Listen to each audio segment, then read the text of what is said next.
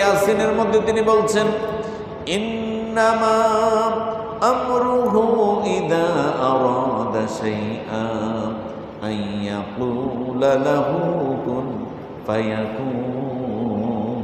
সুবহানাল্লাহ বলেন, সুবহানাল্লাহ। ইন্নামা আমরুহু ইযা আরাদা শাইআন, আল্লাহ রাব্বুল আলামিন যখন কোনো কিছু করার ইচ্ছা করেন তিনি বলেন কুন, হও, ফায়াকুন, সাথে সাথে যেটা হয়ে যায়। সুবহানাল্লাহ। তাহলে সমস্ত ক্ষমতার উৎস যার কাছে তিনি কে? আল্লাহ। আমাদের দেশে অনেকে বলতে শোনা যায় যে সকল ক্ষমতার উৎস জনগণ। নাউজুবিল্লাহ বলে, নাউজুবিল্লাহ। এটা একটা কুফরি কথা।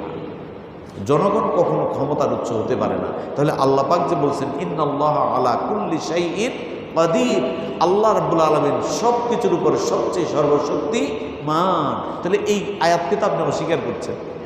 মানুষ কখনো ক্ষমতার উৎস হতে পারে না। সমস্ত ক্ষমতা যার হাতে তিনি হচ্ছেন কে? আল্লাহ।